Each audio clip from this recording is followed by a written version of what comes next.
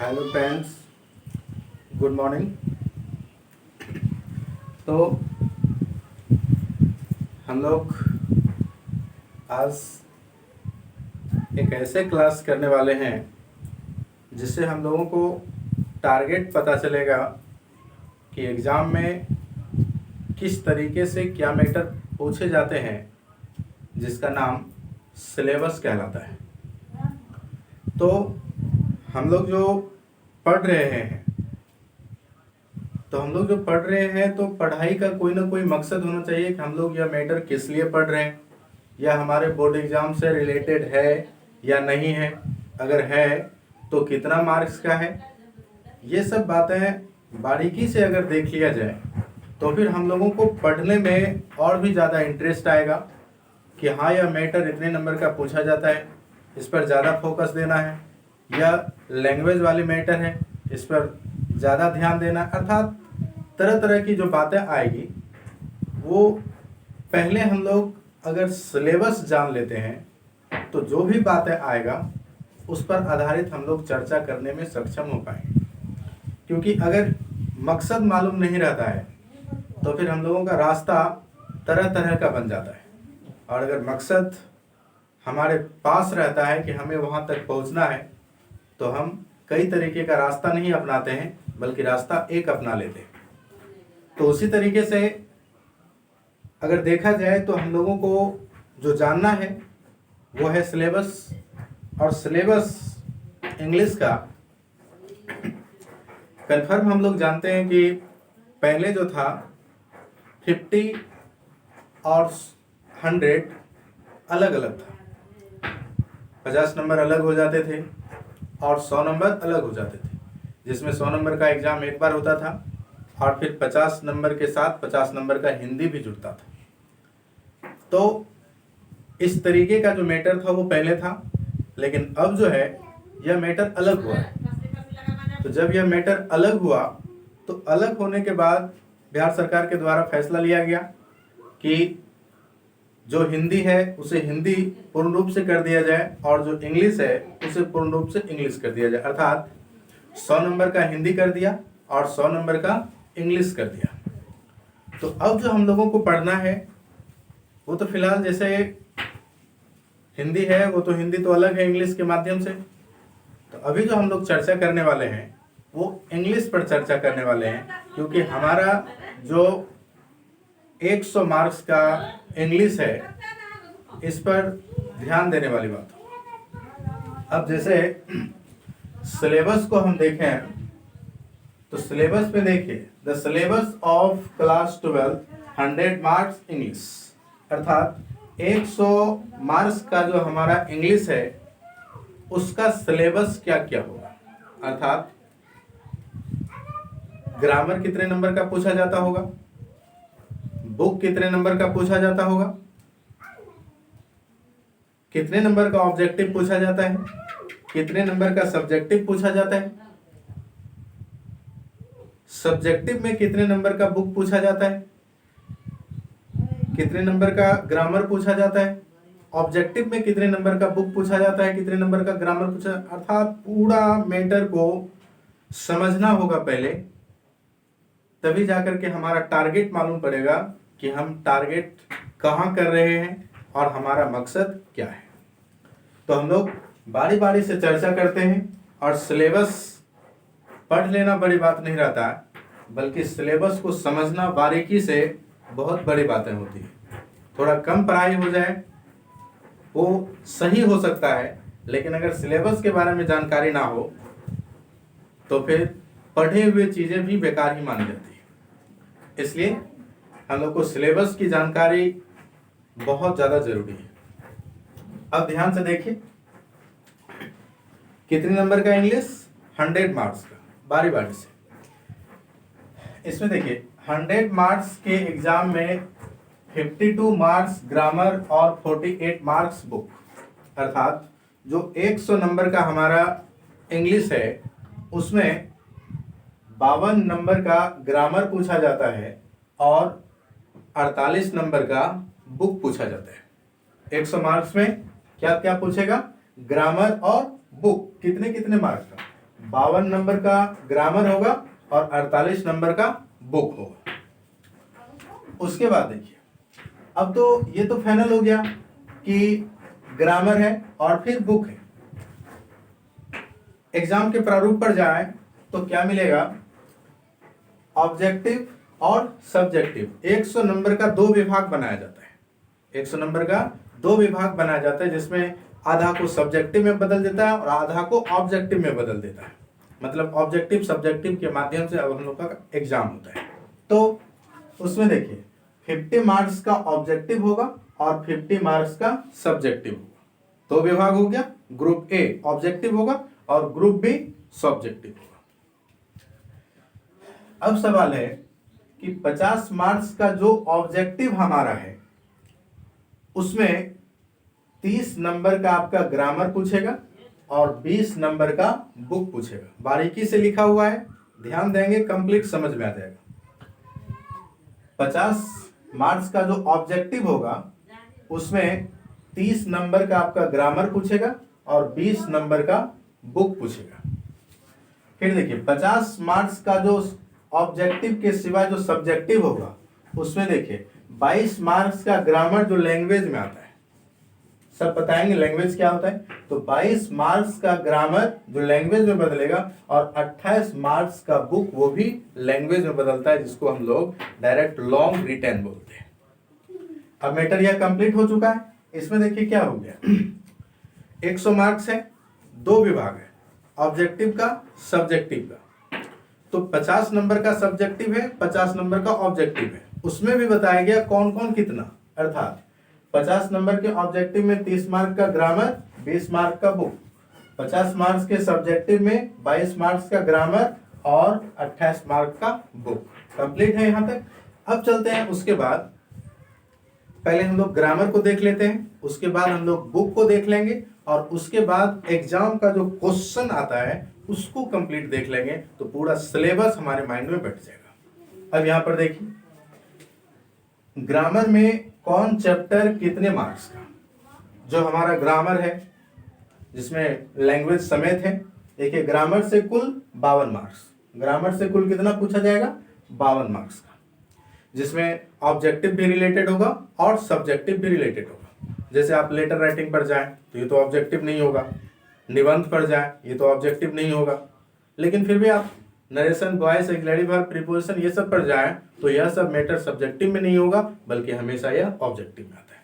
तो इसमें पूरा कंप्लीट किया गया है कौन कौन कितने मार्क्स का पूछा जाएगा। तो देखिए एक्सप्लेनेटरी वर्ब का जो चैप्टर होगा वो 3 मार्क्स का, एक्सप्लेनेटरी वर्ब का चैप्टर 3 मार्क्स का, जो आपको बताया भी जा चुका है। फिर देखिए टाइम एंड टेंस, जो टेंस से रिलेटेड, अर्थात टाइम एंड टेंस 3 नंबर का होगा। वॉइस जो चैप्टर समाप्त हो चुका है 3 नंबर का पूछता है। नरेशन बताने वाले हैं, बहुत जल्द स्टार्ट होगा ये क्लास। नरेशन स्पीच अर्थात ये भी 3 नंबर का पूछेगा ऑब्जेक्टिव में। फिर क्लाउज कॉम्बाइंड सेंटेंस, ये 2 नंबर का पूछता है। क्लाउज कॉम्बाइंड सेंटेंस होता है, अर्थात कॉम्बाइंड सेंटेंस क्या हो जाता है, ये सब तो मैटर समझ रहे होंगे, थोड़ा सा इस पर चर्चा करते हैं करके। तो कॉम्बाइंड क्या हो जाते हैं, कॉम्बाइंड खास तौर से वह होता है जो दो सेंटेंस का विभाग को एक में बदलता है। कॉम्बाइंड मतलब सेंटेंस के समूह को एक में बदलना कॉम्बाइंड करता है, अर्थात दो को एक में बदलना कॉम्बाइंड। अर्थात जिस समय चैप्टर चालू होगा डिटेल करेंगे तो कंप्लीट हो जाएगा ये।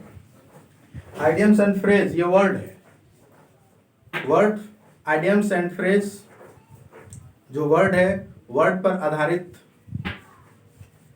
मेन वर्ड पूछता है और जनरल वर्ड ऑब्जेक्टिव में देता है, तो ये मैटर को कंप्लीट करना पड़ता है। तो अर्थात आइडियम्स एंड फ्रेज वर्ड है और इस वर्ड को कंप्लीट करना है, और ये ऑब्जेक्टिव में कितने मार्क्स का, 3 नंबर का, अर्थात 3 मार्क्स का पूछता है। फिर ट्रांसलेशन के बारे में सभी लोग जानते हैं, अगर एक्सिलरी वर्ब, टेंस ये सब कंप्लीट है तो फिर ट्रांसलेशन बिंदास बनाया जा सकता है, क्योंकि बेसिक आपको बताया जा चुका है पूरा क्लास में। तो आइडियम्स एंड फ्रेज जो वर्ड है वो 3 नंबर का, ट्रांसलेशन ये 5 नंबर का है। हालांकि ट्रांसलेशन जो है वो 8 पूछा जाता है और उसमें से जवाब हम लोगों को कितना, 5 का देना पड़ता है। फिर देखिए पैसेज या प्रीसिस, पैसेज जैसे पैसेज क्या हो जाता है,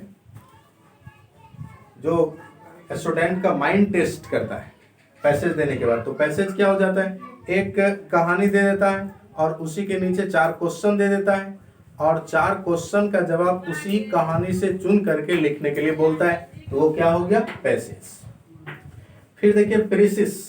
प्रीसिस क्या होता है, प्रीसिस जो है वह एक कहानी बना देता है, एक कहानी बना दिया और उस कहानी को बोल देता है कि प्रीसिस कीजिए, अर्थात संक्षेपण कीजिए। जैसे बड़े से कहानी का या बड़े से कविता का हम लोग समरी जो बनाते हैं, बस वही यहाँ पे कहता है। जब इसको पढ़ाएंगे, बहुत आसान मैटर है, कंप्लीट हो जाएगा। तो प्रीसिस एक कहानी का छोटा रूप करने के लिए बोलता है, या तो पैसेज बनाइए या तो प्रीसिस बनाइए, 4 नंबर का होगा। निबंध, ऐसे का मतलब क्या हो गया, निबंध। और यह बोर्ड एग्जाम में लैंग्वेज, अर्थात यह बोर्ड एग्जाम में जो लैंग्वेज लिखते हैं हम लोग, वो 8 नंबर का पूछते हैं। ऐसे कितने नंबर का, 8 नंबर का। फिर प्रीपोजिशन, जो कहा जाए तो ग्रामर का सबसे ज्यादा इंपॉर्टेंट चैप्टर माना जाता है। तो प्रीपोजिशन कितने नंबर का, 4 नंबर का।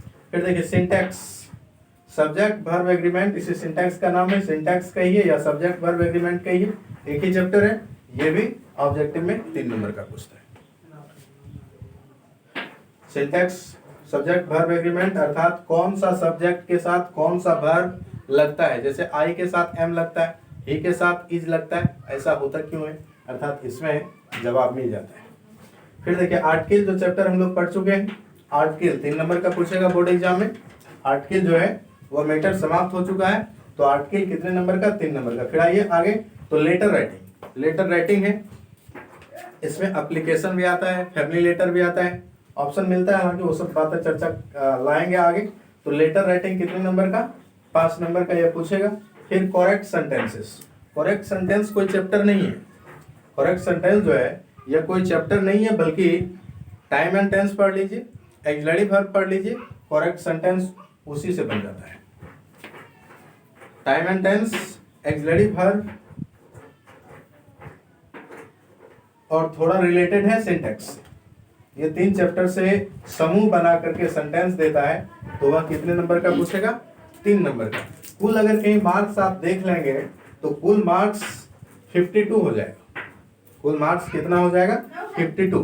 तो यहाँ तक हम लोग यह मैटर को समझ चुके हैं कि ग्रामर जो 52 नंबर का पूछता है, तो कौन सा मैटर कितने कितने नंबर का पूछा जाता है। तो मैटर यहाँ तक कंप्लीट है, समझ गए होंगे। ऐसे समझने की खास बात नहीं है, अगर कहीं इसको देख लिया जाए तो फिर आप सही ढंग से इसको पढ़ लें तो यह मैटर कंप्लीट समझ में आ जाएगा। तो इसके बाद बुक को देखते हैं कि बुक कितने नंबर का कौन पूछा जाता है। एक बार रिवाइज कर लेते हैं, देखिए, क्योंकि इसी चीज को समझना बहुत जरूरी है, आगे तो बहुत आसान है। 100 नंबर में 52 नंबर का ग्रामर और 48 नंबर का बुक पूछेगा। 50 का ऑब्जेक्टिव और 50 का सब्जेक्टिव होगा। 50 के ऑब्जेक्टिव में 30 नंबर का ग्रामर और 20 नंबर का बुक होगा। 50 मार्क्स के सब्जेक्टिव में 22 मार्क्स का ग्रामर और 28 मार्क्स का बुक होगा। अब यहाँ पर हम लोगों ने चर्चा किसका किया, ग्रामर का, ठीक है, ग्रामर का चर्चा किया। 52 नंबर यहाँ पर कंप्लीट है। अब यहाँ पर बुक का चर्चा करेंगे, जो यहाँ पर आपका 48 नंबर कंप्लीट होगा। तो मैटर कंप्लीट है, कौन कौन चैप्टर कितने नंबर का पूछा जाता है। अब तो दिक्कत नहीं होगा, क्योंकि बहुत सारे स्टूडेंट्स का सवाल आ रहा था कि सर सिलेबस बता देते तो हम लोगों का टारगेट पता चल जाता और हम लोगों को पढ़ने में मन लगता। तो सिलेबस लेकर के आए, इसको कंप्लीट कर लीजिए, अच्छे तरीके से माइंड में बैठा लीजिए ताकि आपको टारगेट पता चले। तो इसके बाद बुक पर बुक को लिखना है, उसको मैनेज करना है।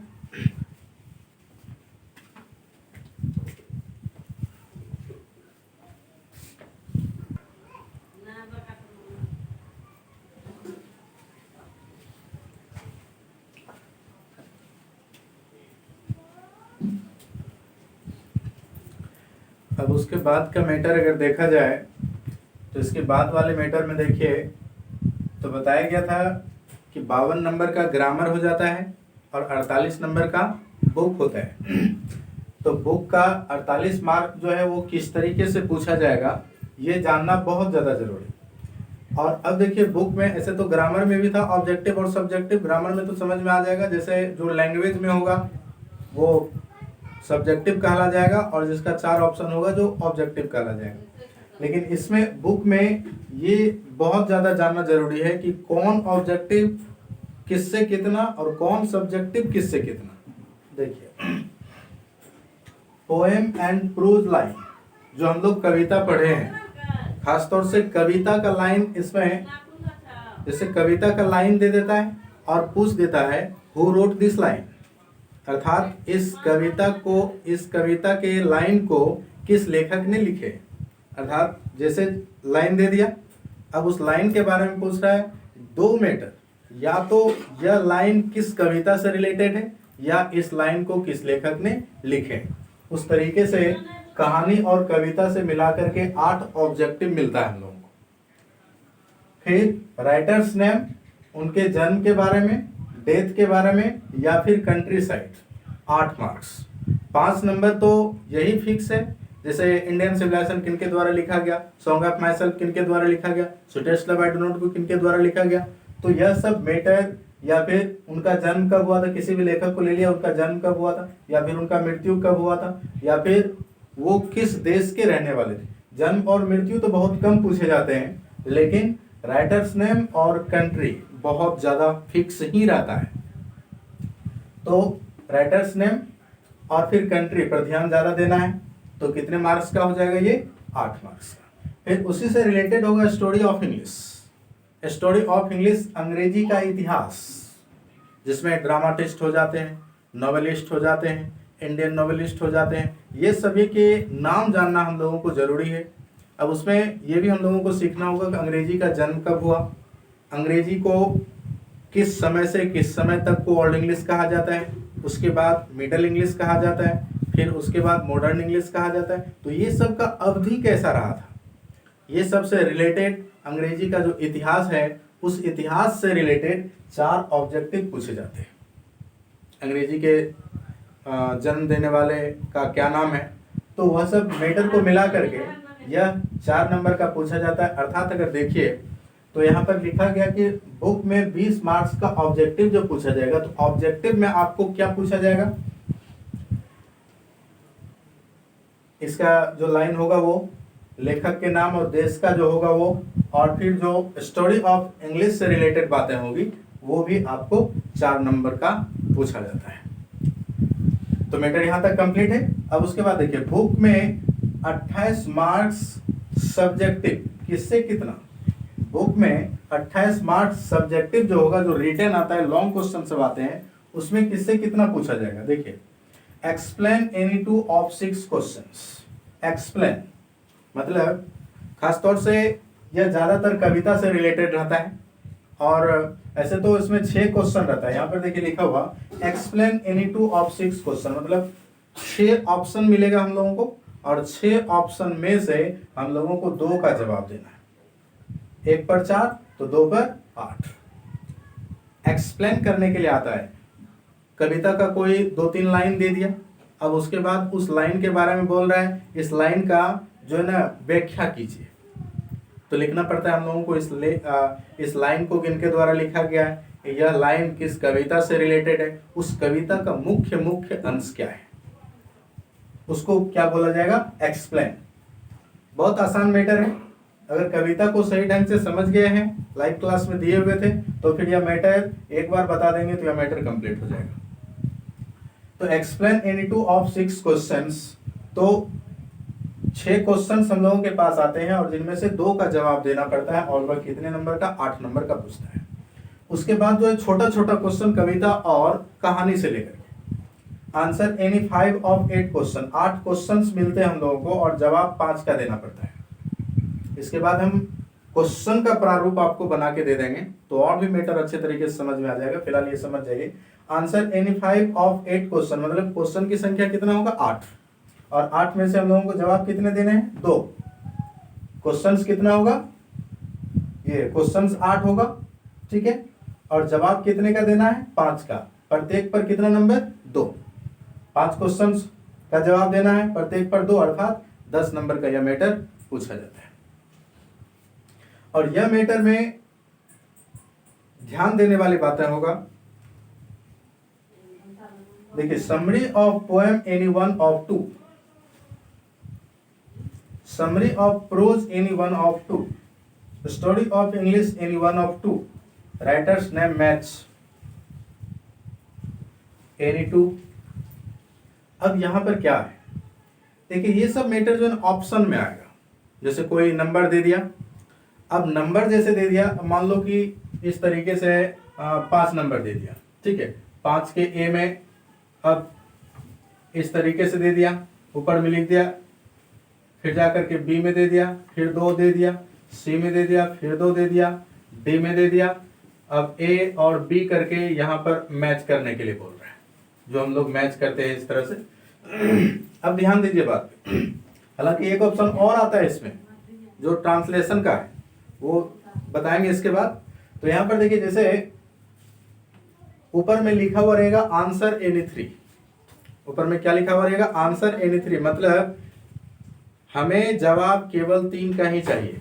और नीचे आपको बहुत ज्यादा ऑप्शन मिलेगा। ए नंबर में 2 ऑप्शन है, किसी एक को बना सकते हैं। बी नंबर में भी 2 ऑप्शन है, किसी एक को बना सकते हैं। सी नंबर में भी 2 ऑप्शन है, किसी एक को बना सकते हैं।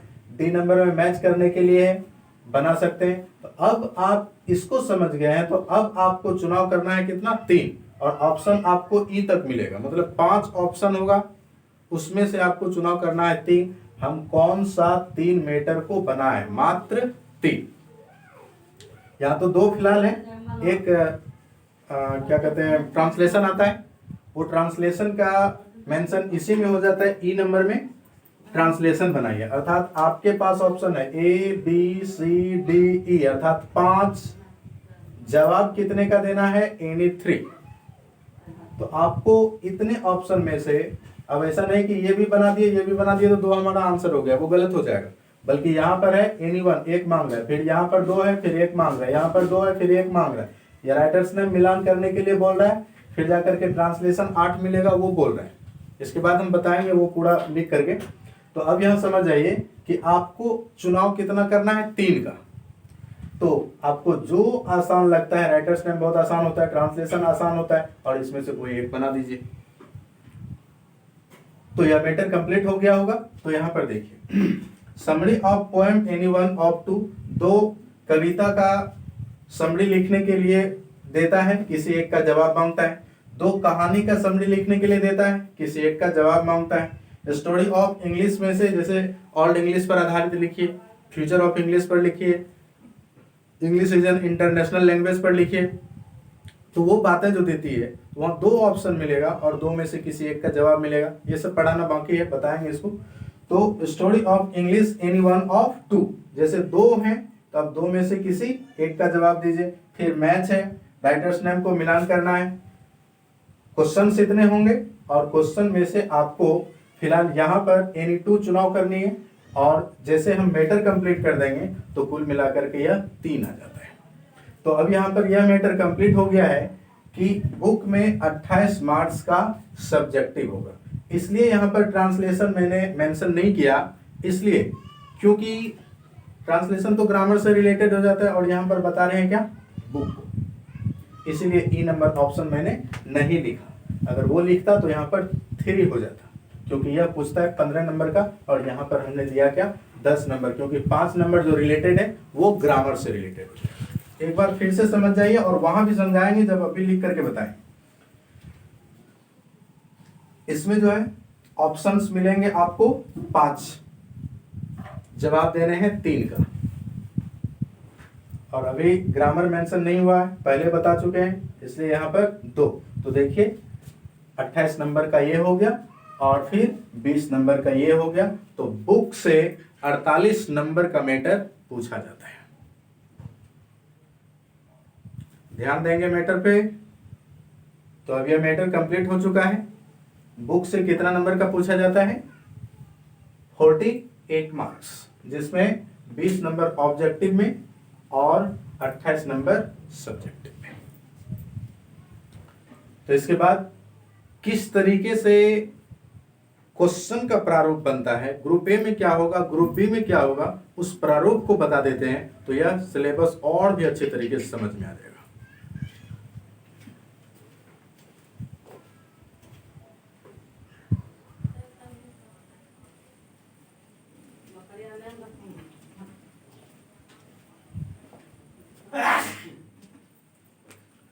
अब इसमें जैसे मैटर है तो किस तरीके से क्वेश्चन का प्रारूप होगा पूरा कंप्लीट बोर्ड पर है। इसी तरीके से एग्जाम का जो क्वेश्चन मिलेगा आपको इसी तरीके से सजाया हुआ मिलता है, बल्कि क्वेश्चन होता है वहाँ और यहाँ प्रारूप समझाया गया है। कंप्लीट करने के प्रयास कीजिएगा। जितना मैटर बताया गया है सबका ये कंक्लूजन है। आपका जो क्वेश्चन आपके पास आता है, उधर वाला मैटर तो अलग है, जो क्वेश्चन आपके पास आता है एकदम इसी तरीके से आता है। इसको कंप्लीट समझ जाएगा। 100 मार्क्स के इंग्लिश में क्वेश्चन का प्रारूप इस प्रकार से ही होगा, जिस तरीके से आप देख रहे हैं एकदम उसी तरीके से। अब कैसे मैंने समझाने के लिए यहाँ कुछ लिखा। अब देखिए ग्रुप ए में सब लोग जानते हैं 1 से लेकर 50 तक ऑब्जेक्टिव रहता है। 50 नंबर वो हो गया, 1 से लेकर के 50 तक ऑब्जेक्टिव रहता है। तो ग्रुप बी में क्या रहेगा, ऑब्जेक्टिव का तो कहानी खत्म है 1 से 50 के बीच, 1 से 50 तक में तो ऑब्जेक्टिव का कहानी खत्म है। अब बचा क्या, सब्जेक्टिव। तो सब्जेक्टिव कहाँ से, ग्रुप बी से चालू होगा। नंबर फर्स्ट देखिए ए से का मतलब क्या हो गया, निबंध।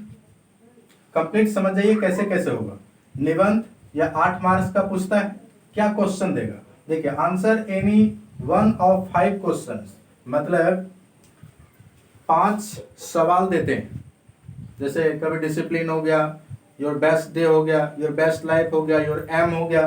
तो इस तरीके से 5 ऑप्शन मिलता है और 5 ऑप्शन में जवाब हमें किसी एक का देना होता है। Number first clear. ऐसे जो है निबंध 5 ऑप्शन मिलता है उसमें और 5 ऑप्शन में से किसी एक का जवाब देना होता है। फिर देखिए एक्सप्लेन। एक्सप्लेन जो है यह क्या कहा, answer any 2 of 6 question. 6 questions मिलेगा हम लोगों को और 6 क्वेश्चन में से हमें जवाब कितना देना है, 2 का। एक क्वेश्चन पर कितना नंबर, 4, तो 2 क्वेश्चन पर 8। अर्थात दूसरा नंबर का कहना है 6 क्वेश्चन जो होगा वो 6 क्वेश्चन एक्सप्लेन करने के लिए होगा और मांगेगा क्या, 6 में से किन्हीं 2 का जवाब दीजिए। लिखा हुआ रहेगा आंसर एनी 2 ऑफ 6 क्वेश्चन, मतलब 6 क्वेश्चन में से किसी 2 का ही उत्तर दें। फिर देखिए लेटर राइटिंग, वहां भी लेटर राइटिंग में भी 2 ऑप्शन, एक आएगा एप्लीकेशन, दूसरा फैमिली लेटर। एप्लीकेशन जैसे हम लोग हेडमास्टर पर लिखते हैं, अपने टीचर पर लिखते हैं।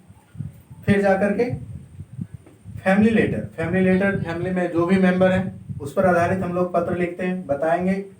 तो एप्लीकेशन हो या फैमिली लेटर हो, 2 में से किसी एक पर हमें लिखना पड़ता है और उस पर जवाब मिलने के बाद हमें 5 नंबर मिलता है।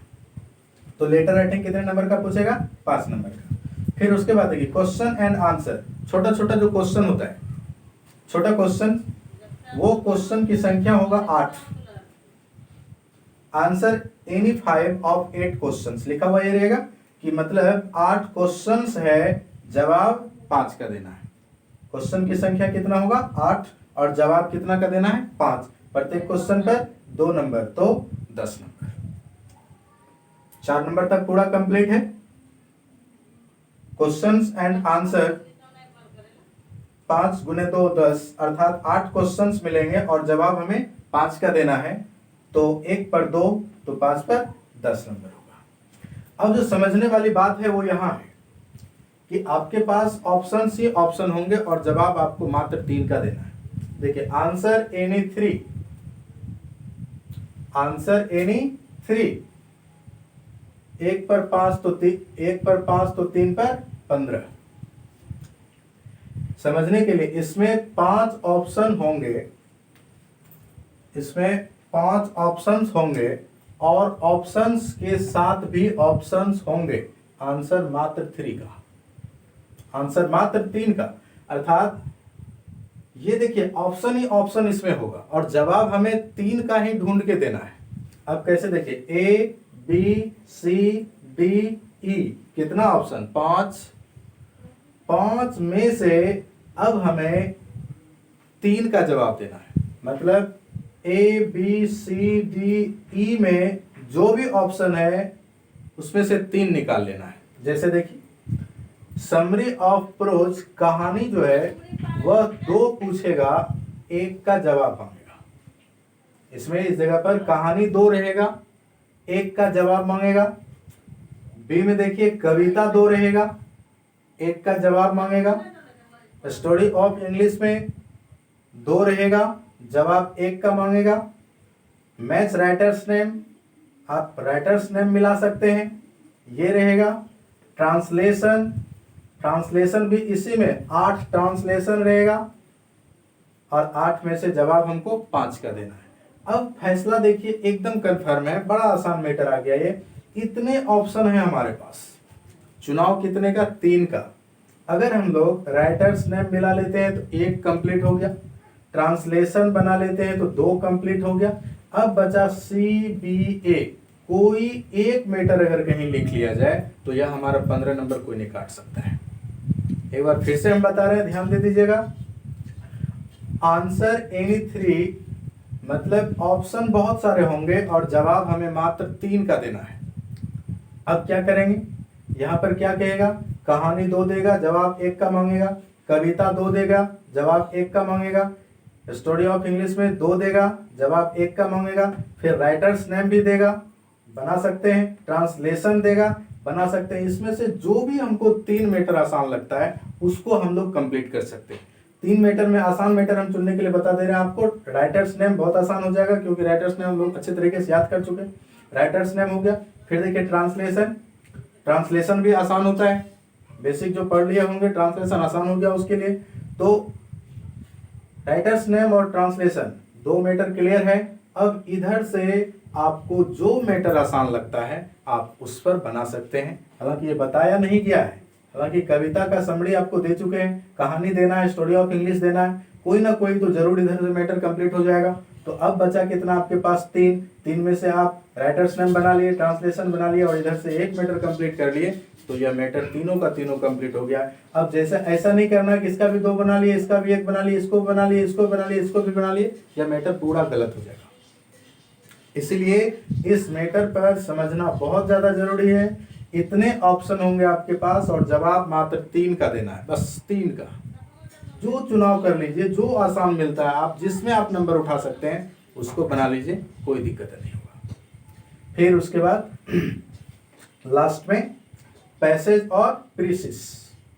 पैसेज और प्रीसिस जो संक्षेपण आता है, गद्यांश जो आता है, वो या तो आप पैसेज बनाइए या तो आप प्रीसिस बनाइए। यह 4 नंबर का होता है, किसी को भी बनाएंगे तो अपना मर्जी है। पैसेज थोड़ा प्रीसिस के मुताबिक ज़्यादा आसान होता है तो उसको हम लोग बना सकते हैं।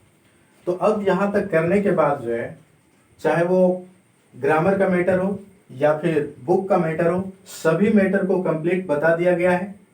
इसी तरीके से बोर्ड एग्जाम का क्वेश्चन का प्रारूप आपके पास आएगा। इसी तरह से बोर्ड एग्जाम का क्वेश्चन का प्रारूप आपके पास आएगा। अगर अभी ध्यान दे देते हैं तो कोई दिक्कत नहीं मिलेगा आपको क्वेश्चन को सॉल्व करने में। तो मुझे आशा ही नहीं विश्वास है कि आप पूरा मैटर को कंप्लीट समझ गए होंगे। और थोड़ा भी अगर दिक्कत है तो वीडियो को थोड़ा बैक करके देख लीजिएगा तो और भी अच्छे तरीके से समझ में आ जाएगा। तो सिलेबस जो था आपका, जो मैटर आपका कंप्लीट हो चुका है। तो मिलते हैं हम लोग अपने टाइम पे अगले क्लास में। तब तक के लिए thanks and wish you all the best.